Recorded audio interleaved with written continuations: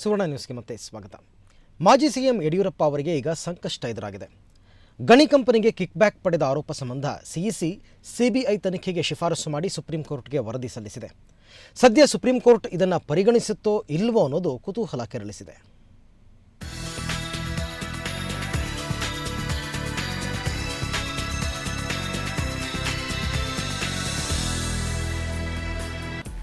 ಅಕ್ರಮ ಗಣಿಗಾರಿಕೆ ಭೂತ ಯಡಿಯೂರಪ್ಪನವರನ್ನ ಬಿಟ್ಟು ಬಿಡದೆ ಕಾಡ್ತಾ ಇದೆ.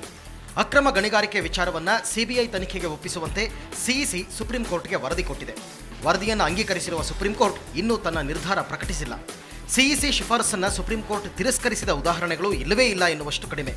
ಹೀಗಾಗಿ ಅಕ್ರಮ ಗಣಿಗಾರಿಕೆಯಲ್ಲಿ ಯಡಿಯೂರಪ್ಪ ಅವರ ಸಂಬಂಧದ ಬಗ್ಗೆ ಸಿಬಿಐ ತನಿಖೆ ನಡೆಸುವ ಸಾಧ್ಯತೆ ಬಹುತೇಕ ಖಚಿತ.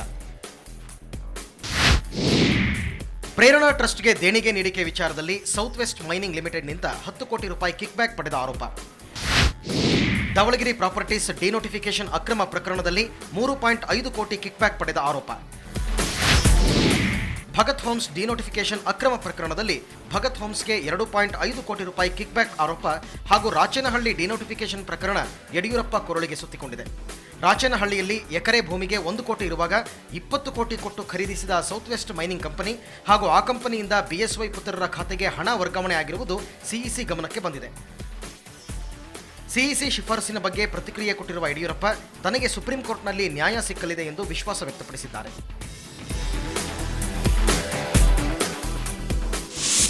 ಸಿಇಸಿ ಪ್ರಾಧಿಕಾರವು ಕೇವಲ ಶಿಫಾರಸು ಮಾಡುವಂತ ಒಂದು ಅಧಿಕಾರ ಹೊಂದಿದೆ. ಈ ಶಿಫಾರಸೆ ಅಂತಿಮ ಅಲ್ಲ. ಸಿಇಸಿ ಶಿಫಾರಸನ್ನ ಒಪ್ಪುವಂತಹದ್ದು ಬಿಡುವಂತಹದ್ದು ಸುಪ್ರೀಂ ಕೋರ್ಟಿನ ವಿವೇಚನೆಗೆ ಬಿಟ್ಟಂತಹದ್ದು. ನ್ಯಾಯಾಂಗದ ಮೇಲೆ ನನಗೆ ಸಂಪೂರ್ಣ ವಿಶ್ವಾಸ ಇದೆ. ನ್ಯಾಯ ದೊರೆಯುತ್ತೆ ಅನ್ನುವಂಥ ವಿಶ್ವಾಸ ನನಗಿದೆ. Thank you. ಸದ್ಯಕ್ಕಂತೂ ಸಿಇಸಿ ವರದಿಯಿಂದ ಯಡಿಯೂರಪ್ಪನವರಿಗೆ ಹಿನ್ನಡೆಯಾಗಿರುವುದು ಸತ್ಯ.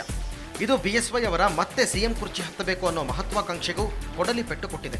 ಇದರಿಂದ ಅವರ ಬೆಂಬಲಿಗರ ಸಂಖ್ಯೆಯೂ ಇಳಿಮುಖವಾಗಬಹುದು. ಸಿಇಸಿ ಶಿಫಾರಸಿನ ಬಗ್ಗೆ ಸುಪ್ರೀಂ ಕೋರ್ಟ್ ಕೈಗೊಳ್ಳಲಿರುವ ನಿರ್ಧಾರ ಕುತೂಹಲ ಮೂಡಿಸಿದೆ.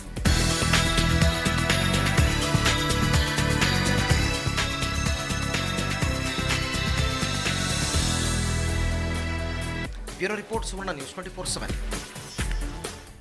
ಯಡಿಯೂರಪ್ಪ ವಿರುದ್ಧ ಸಿಬಿಐ ತನಿಖೆಗೆ ಸಿಇಸಿ ಶಿಫಾರಸು ಮಾಡಿದೆ.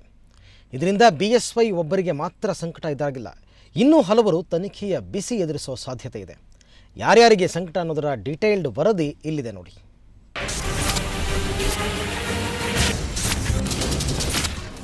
ಸಿಇಸಿ ಸುಪ್ರೀಂ ಕೋರ್ಟ್ಗೆ ಸಲ್ಲಿಸಿದ ವರದಿಯಿಂದ ಮಾಜಿ ಸಿಎಂ ಯಡಿಯೂರಪ್ಪನವರಿಗೇನೋ ದೊಡ್ಡ ಸಂಕಷ್ಟ ಎದುರಾಗಿದೆ.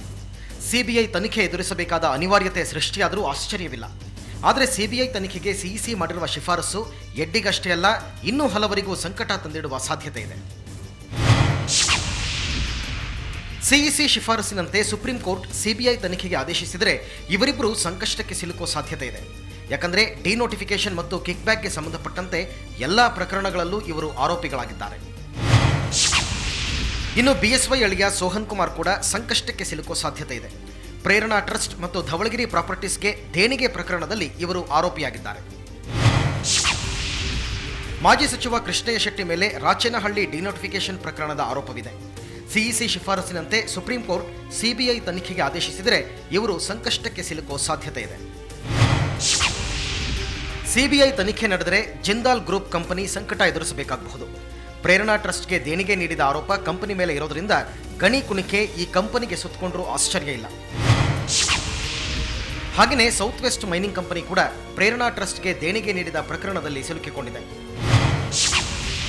ಧವಳಗಿರಿ ಮತ್ತು ಪ್ರೇರಣಾ ಟ್ರಸ್ಟ್ ದೇಣಿಗೆ ಪ್ರಕರಣದಲ್ಲಿ ಗಣಿ ಉದ್ಯಮಿ ಪ್ರವೀಣ್ ಚಂದ್ರ ಹೆಸರಿದೆ. ಹಾಗಾಗಿ ಇವರು ಸಿಬಿಐ ತನಿಖೆ ಎದುರಿಸಬೇಕಾಗಬಹುದು. ಇವರೆಲ್ಲರಿಗಿಂತ ದೊಡ್ಡ ಸಂಕಷ್ಟಕ್ಕೆ ಸಿಲುಕೋ ಭೀತಿಯಲ್ಲಿರೋರು 3 ಮಾಜಿ ಮುಖ್ಯಮಂತ್ರಿಗಳು. ಎಚ್.ಡಿ. ಕುಮಾರಸ್ವಾಮಿ, ಎಸ್.ಎಂ. ಕೃಷ್ಣ, ಧರ್ಮಸಿಂಗ್ ವಿರುದ್ಧ ಅಕ್ರಮ ಗಣಿಗಾರಿಕೆಗೆ ಸಹಕರಿಸಿದ ಆರೋಪವಿದೆ. ಯಡಿಯೂರಪ್ಪ ವಿರುದ್ಧ ಕಿಡಿಕಾರುತ್ತಿದ್ದ ಈ 3 ತನಿಖೆ ಎದುರಿಸಬೇಕಾಗಿ ಬಂದರೂ ಅಚ್ಚರಿಯಿಲ್ಲ.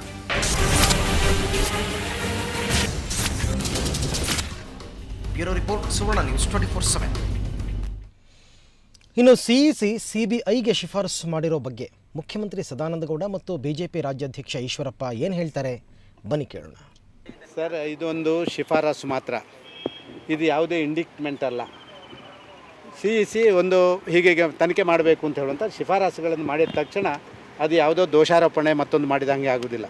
ಹೈಕೋರ್ಟ್ನಲ್ಲಿ ಹೇಗೆ ದೋಷಾರೋಪಣೆಗಳ ಅದೆಲ್ಲ ಪಟ್ಟಿಗಳನ್ನು ಕ್ಯಾನ್ಸಲ್ ಆಯಿತಾ, ರಿಜೆಕ್ಟ್ ಆಯಿತಾ, ಅದೇ ರೀತಿ ಇದು ಆಗ್ಬೋದು ಅಂತ ಹೇಳುವಂಥ ವಿಶ್ವಾಸ ನಮಗಿದೆ.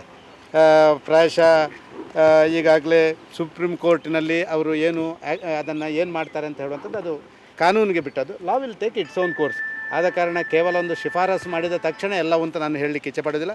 ಮತ್ತು ಖಂಡಿತವಾಗಿಯೂ ಕೂಡ ನಾವು ರಾಜ್ಯ ಸರ್ಕಾರ ಕೂಡ ನಮ್ಮ ಕಡೆಯಿಂದ ಅದಕ್ಕೆ ಬೇಕಾದಂಥ ಸೂಕ್ತ ಎಫಿದಾವತ್ಗಳನ್ನೆಲ್ಲ ಹಿಂದೆ ಹಾಕಿದ್ದೇವೆ. ಆದ ಕಾರಣ ಅಂಥದ್ದು ಯಾವುದೇ ನಡೆದಿಲ್ಲ ಅಂತ ಹೇಳುವಂಥದ್ರ ಬಗ್ಗೆ ಕೂಡ ನಾವು ಈಗಾಗಲೇ ಶಿಫಾರಸುಗಳನ್ನು ನಮ್ಮ ಕಡೆಯಿಂದಲೂ ಕೂಡ ನಾನು CECಯ ಮುಂದೆ ಹೇಳುವಂಥದ್ದನ್ನು ಹೇಳಿದ್ದೇವೆ. ಆದ ಕಾರಣ ಇದು ಓನ್ಲಿ ರೆಕಮೆಂಡೇಷನ್, ಒಂದು ಶಿಫಾರಸು, ಹೀಗೆ ಮಾಡಬೇಕು, ತನಿಖೆ ಮಾಡಬೇಕು ಅಂತ ಹೇಳುವಂಥದ್ದು. ಇದೊಂದು ದೋಷಾರೋಪಣೆ ಅಲ್ಲ.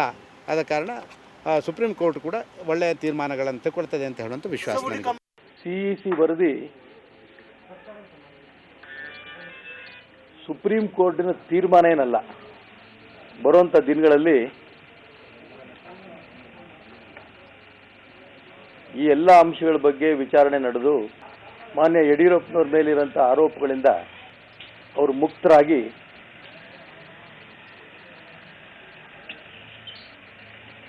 ಅವ್ರ ಪರವಾಗಿ ನ್ಯಾಯ ಸಿಗುತ್ತೆ ಅನ್ನೋ ವಿಶ್ವಾಸ ನನಗಿದೆ.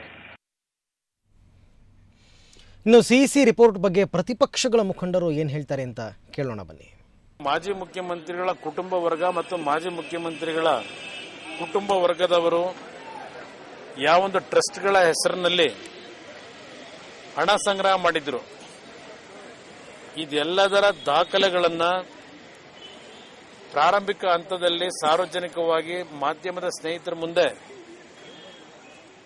ಇಟ್ಟಂತದ್ದು ಜನತಾದಳ. ಅದು ಇವತ್ತು ಯಡಿಯೂರಪ್ಪನವರ ಸರ್ಕಾರದಲ್ಲಿ ದೊಡ್ಡ ಮಟ್ಟದಲ್ಲಿ ಅಕ್ರಮ ಗಣಿಗಾರಿಕೆಗೆ ಸಂಪೂರ್ಣವಾಗಿ ಸಹಕಾರ ಕೊಟ್ಟಿರ್ತಕ್ಕಂಥದ್ದು ಅಷ್ಟೇ ಅಲ್ಲ, ಅಕ್ರಮ ಗಣಿಗಾರಿಕೆಗೆ ಪ್ರೋತ್ಸಾಹವನ್ನು ಕೊಡೋದ್ರ ಮುಖಾಂತರ ಅವರ ಕುಟುಂಬ ವರ್ಗದ ಹಲವಾರು ಬ್ಯಾಂಕ್ ಅಕೌಂಟ್ಗಳಿಗೆ ಏನು ಅವರು ನೇರವಾಗಿ ಚೆಕ್ಗಳ ಮುಖಾಂತರವೇ ಹಣವನ್ನು ಪಡೆದಿದ್ದಾರೆ. ಅದೆಲ್ಲವೂ ಸಾಬೀತಾಗಿದೆ. ಬಹುಶಃ ಮುಂದಿನ CBI ಎನ್ಕ್ವೈರಿಯಿಂದ ಇನ್ನೂ ದೊಡ್ಡ ಮಟ್ಟದಲ್ಲಿ ಇದಕ್ಕೆ ಸಂಬಂಧಪಟ್ಟಂತಹ ವಿಷಯಗಳು ಹೊರಗೆ ಬರಬಹುದು. ಅಂತಿಮವಾಗಿ ಅಕ್ರಮ ಗಣಿಗಾರಿಕೆಯಲ್ಲಿ ಪಾಲ್ಗೊಂಡಿರ್ತಕ್ಕಂಥ ಎಲ್ಲರ ಬಗ್ಗೆಯೂ ಕಾನೂನಿನ ವ್ಯಾಪ್ತಿಯ ಕ್ರಮಗಳಾಗ್ತದೆ ಅಂತಕ್ಕಂಥದ್ದು ನನ್ನ ಅಭಿಪ್ರಾಯ. ಏನು ಹೇಳ್ತೀನಿ ಅಂದರೆ, ಇದು ಈಗ CEC ಕೊಟ್ಟಿರ್ತಕ್ಕಂಥ ರಿಪೋರ್ಟು ನಮ್ಮ ನಮ್ಮ ಸ್ಟ್ಯಾಂಡ್ ಏನಿತ್ತು ಅದನ್ನು ಎಂಡಾರ್ಸ್ ಮಾಡೋ ರೀತಿಯಲ್ಲಿ ಇದೆ. ಬಟ್ ಇದು ಆಗಬೇಕು. ಯಾರೇ ತಪ್ಪು ಮಾಡಿದವರಿಗೆ ಶಿಕ್ಷೆ ಆಗ್ತಕ್ಕಂಥದ್ದು ಅವಶ್ಯ.